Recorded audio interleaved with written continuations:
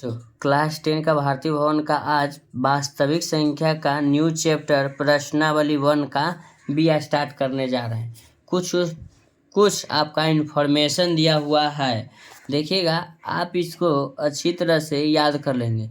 कहता एक से बड़े वह धनात्मक पूर्णांक p जिसका केवल एक और p से भाग लगे तो अभाज्य संख्या कहलाता है। प्रारंभिक अभाज्य संख्या यानी कि अभाज्य संख्या स्टार्ट होता है कहाँ से? 2, 3, 5, 7, 11, 13 ये अभाज्य संख्या होता है। अभाज्य संख्या ये होता है। तो कहिएगा कि अभाज्य संख्या कहते किसको सर है? तो अभाज्य संख्या तो पिछले क्लास में आप लोग पढ़े ही होंगे, वैसी संख्या जो एक और अपने आप के अलावा किसी अन्य संख्या से नहीं कटता है। तो 2 1 से कटेगा, 2 से कटेगा, 3 1 से कटेगा, 3 से कटेगा, 1 से कटेगा, 5 से कटेगा, 1 से कटेगा, 7 से। ये मेरा अभाज्य संख्या होता है। इसी तरह से आपको ऐसा मानना पड़ेगा और इस सूत्र को याद कर लेना होगा, ठीक है ना।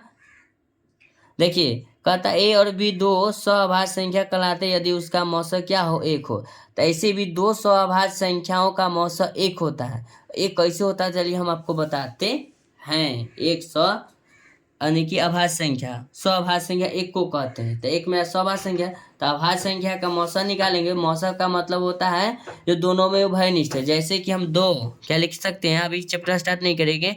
2 और 3 का हमको निकालना है मौसा, तो इसका गुणनखंड 1 गुना 2 लिखेंगे, इसका गुणनखंड 1 गुना 3 लिखेंगे। दोनों में मेरा कॉमन क्या? 1। तो यही आपका मौसा कहलाता है, यानी कि दो अभाज्य संख्याओं का मौसा क्या कहलाएगा? 1 कहलाएगा, ठीक है ना। ऐसा ही चलिए अब चैप्टर का नाम दे दीजिएगा प्रश्नावली 1 के बी। चलिए लिखते हैं प्रश्नावली 1 के बी।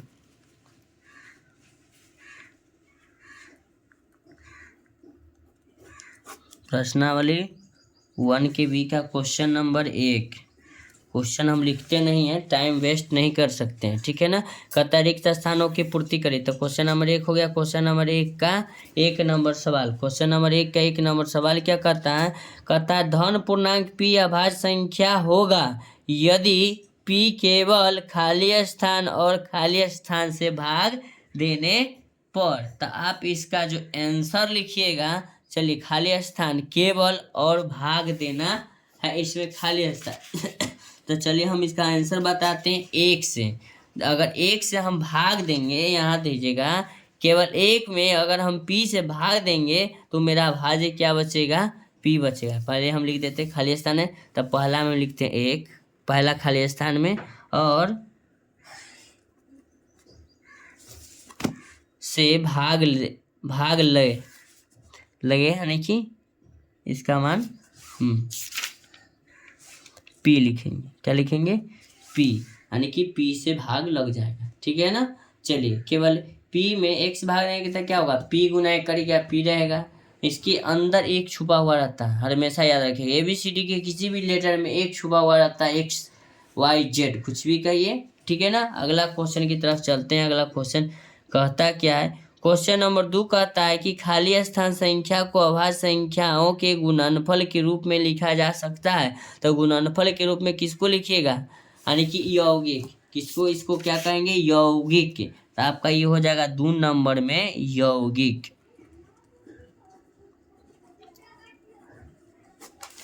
हो जाएगा। अब तीसरा नंबर आपका सवाल क्या है? चलिए तीसरा नंबर सवाल क्या कहता है? कहता दो पूर्णांक a और b सहअभाज्य संख्या है। तो यदि उसका मौसा a और b है तो हम बता दिए सहअभाज्य संख्या का मौसा हमेशा 1 होता है। देखिए ऊपर लिखा हुआ है ना, सहअभाज्य यानी कि 2 को सहअभाज्य संख्या है, उनका मौसा हमेशा 1 होता है। तुम्हें कुछ लिखना नहीं, आंख बंद करिए और 1 लिख दीजिए, कोई फर्क नहीं पड़ेगा। अगला क्वेश्चन 4 नंबर क्या है? चलिए कहता है कि मौसा 48,30 बराबर मौसा 30, खाली स्थान क्या होगा?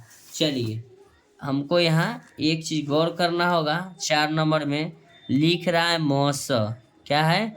मौसा 48,30 हो जाएगा बराबर फिर मौसा 30, खाली स्थान कर रहा है। तो इसमें क्या भरा आ जाएगा? 48। मौसा जब निकालेगा तब बड़ा वाला बीच में ही नहीं रखिएगा, चाहे वो किधर भी दे। हम कह देंगे 3 4 और 3 का मौसा, ठीक है, या 3 और 4 का मौसा। तो पहले बड़ा वाला बीच में रखिएगा, ठीक है ना। चलिए अब आगे क्वेश्चन नंबर 2 की तरफ चलते हैं। दूसरा नंबर क्वेश्चन कहता क्या है, कहता है यहाँ निम्नलिखित में गुणनखंड में अज्ञात संख्याओं को लिखना है। चलिए अज्ञात संख्याओं को लिखते कैसे। दूसरा का पहला नंबर सवाल है,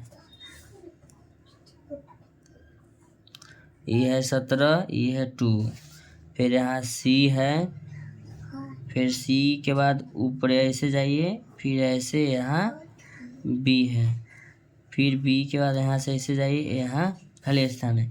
तो ये आपका हो गया A, ये हुआ B, ये हुआ आपका C, इस 100 पर आपका 2 लगा हुआ है। हम नहीं क्वेश्चन कर रहा। चलिए अब इसको हम किस तरह से यहाँ बनाते हैं, जस्ट देखिएगा, जैसे लिखा हुआ है वैसा ही हम लिखते चलेंगे। 17 हुआ, ये 2 हुआ, ठीक है, ये खाली स्थान है, क्या है, खाली स्थान है। फिर यहाँ से यहाँ गया, फिर यहाँ गया, ये 2 है, यहाँ खाली स्थान है।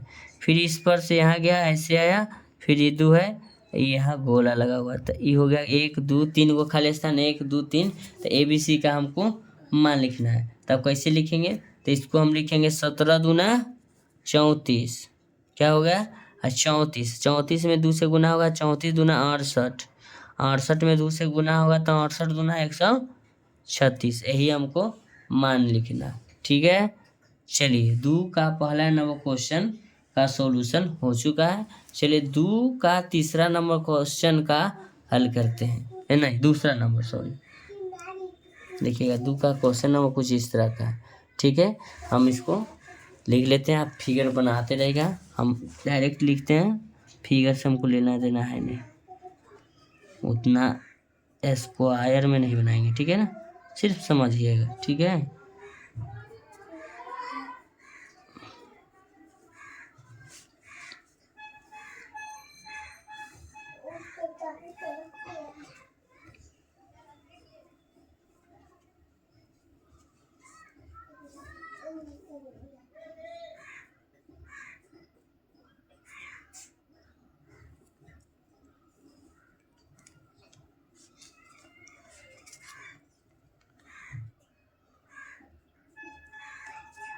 मिल के यहाँ 72 है, देखिएगा यहाँ गुना के चिन्ह लिखा हुआ, तो यहाँ 8 है, यहाँ 72 है। तो डायरेक्ट सब मास्टर सब क्या करता है कि कहो ना 8 9 72 है, लिख देना। अरे बुढ़वा, गुना के उल्टा भाग होता है, देखना 72 में भागा देंगे 8 से, 8 9 72। अब कैसे 9 आया समझा, तो यहाँ मास्टर आंसर देख के कहता है यहाँ 9 भर दो, नहीं ऐसा नहीं करने का मेरे क्लास में, ठीक है। तो 9 थे क्या लिख दिए 72। अब क्या करना है, उत्तर आंसर देख के लिख लिया। अब यहाँ कितना भरेगा कि गुना करके 8 आ जाएगा, कुछ नहीं करना है। 3 गो बक्सा है ना, तो तीनों बक्सा में गुणनखंड कर देंगे। देखना अगर गुणनखंड कर रहे हैं ना, तो देखना 2 के पेड़ में जाएंगे, देखना सब जगह बराबर आ गया ना मान, तो 2 दूना 4 4 दूना 8।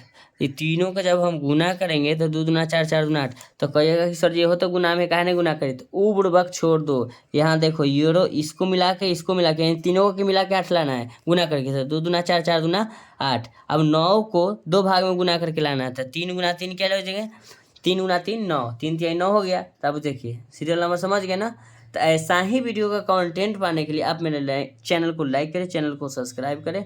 ऐसा ही वीडियो का कंटेंट पाने के लिए प्रश्नावली 1 का भी स्टार्ट हो गया chapter. Thank you so much.